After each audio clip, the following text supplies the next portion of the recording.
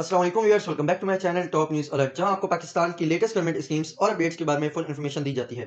आज की इस वीडियो में मैं आपको सस्ता पेट्रोल सब्सिडी स्कीम के बारे में आप सबके जो भी सवालात थे, उनका जवाब भी दूंगा और जो लोगों को मसाइल दरपेश आ रहे हैं पैसे निकलवाने में, उन सबका हल भी बताऊंगा। तो आपने वीडियो को पूरा देखना है और कहीं पे भी स्किप नहीं करना ताकि आप किसी भी मेन पॉइंट को मिस ना करें। वीडियो स्टार्ट करने से पहले आप सबसे रिक्वेस्ट है कि आप चैनल को सब्सक्राइब करें, बेल आइकन को प्रेस करें और वीडियो को लाइक करें ताकि हमें ये पता चल सके कि आप हमारी वीडियोस कैसी लग रही हैं और हमें मोटिवेशन मिल सके और हम इस तरह की और अच्छी अच्छी वीडियोस भी लाते रहें और गवर्नमेंट की स्कीम्स के बारे में आप सबको बताते रहें।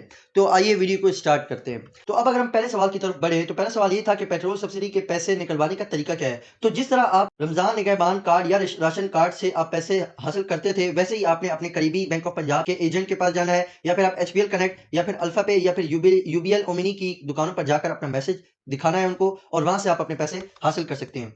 इसी के साथ-साथ अगर हम बात करें कि दूसरा सवाल क्या था, तो दूसरे सवाल ये था कि दुकानों पर दूसरा सवाल ये था कि दुकानों पर या दुकानदार या फिर रिटेलर के पास जाते वक़्त कौन-सी चीज़ें लेके जाना ज़रूरी है? ये याद रखें, ये बहुत ही इम्पोर्टेंट सवाल है कि जब आप दुकानदार के पास जाते हैं या रिटेलर के पास जाके अपने पैसे निकलवाने के लिए जाते हैं, तो आपके पास क्या-क्या चीज़ें होनी चाहिए, तभी आपको पैसे मिलेंगे। तो इसके अंदर आपके पास रकम वसूल करने के लिए आपका ओरिजिनल सीएनआईसी होना चाहिए, जब वो सीएनआईसी होना चाहिए और फिर वो मोबाइल या वो सिम आपके पास होनी चाहिए जिससे आपने अप्लाई किया था।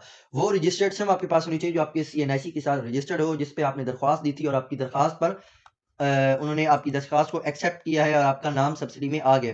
अब अगर मैं बात करूँ कि तीसरा सवाल क्या था, तो तीसरा सवाल ये था कि रकम निकालने का मुकम्मल टेक्निकल तरीका क्या है? यानी कि आप रकम कैसे निकलवा सकते हैं? तो सीधा-सा इसका जवाब ये है कि जब आप दुकानदार के पास जाएँगे, तो दुकानदार आपका पहले जो है डिवाइस में आपका शनाख्ती का अपने डिवाइस में आपका शनाख्ती कार्ड नंबर लिखेगा, फिर आपका रजिस्टर्ड मोबाइल नंबर दर्ज करेगा और ₹2000 की रकम लिख कर सबमिट करेगा। जैसे ही वो सबमिट करेगा, तो उसके बाद आपके अंगूठे की जो तस्दीक होगी, आपका बायोमेट्रिक होगा, फिर उसके बाद आपको आपको वो रकम दी जाएगी।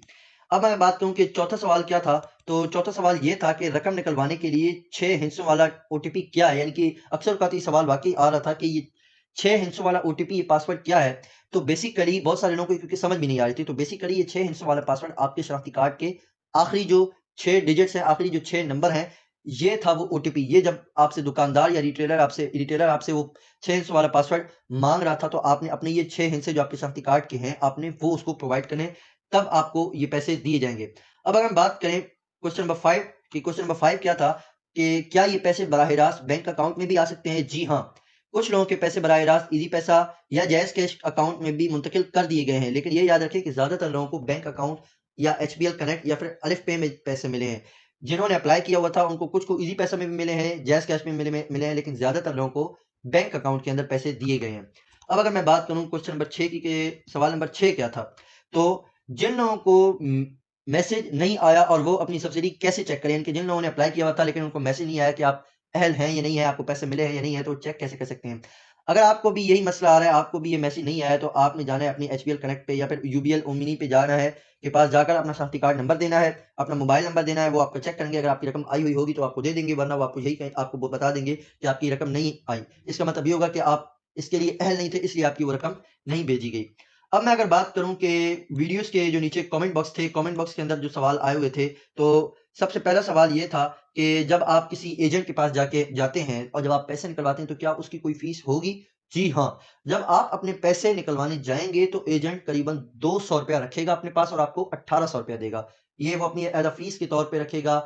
हाँ, अगर आप मिसाल के तौर पे किसी एजेंट के पास आप एक एजेंट के पास गए हैं, आपको वहाँ से पैसे नहीं मिले, तो आप दूसरे एजेंट के पास जाके आप वहाँ से भी पैसे निकलवा सकते हैं।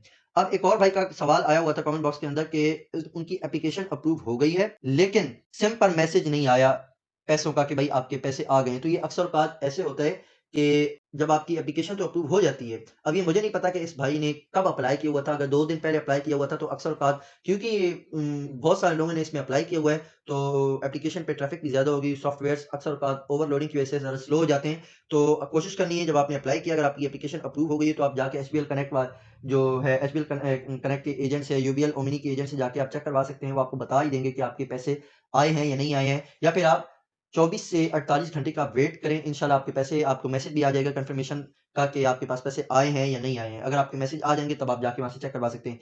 लेकिन अगर मैसेज नहीं आया, तो आप एचबीएल कनेक्ट के जो एजेंट है उससे जाके भी आप वहाँ से अपना शनाख्ती कार्ड नंबर देंगे, अपना मोबाइल नंबर देंगे, वो भी आपको बता देगा कि आपका जो है पैसे आए हैं या फिर नहीं आए हैं। इसके अलावा अगर आप लोगों के कोई और सवाल हैं तो आपने कमेंट बॉक्स में ज़रूर बताना है। इंशाल्लाह मैं उसका भी जवाब दे दूँगा नेक्स्ट वीडियो में। मिलते हैं आपसे नेक्स्ट वीडियो में, तब तक के लिए अल्लाह हाफ़िज़।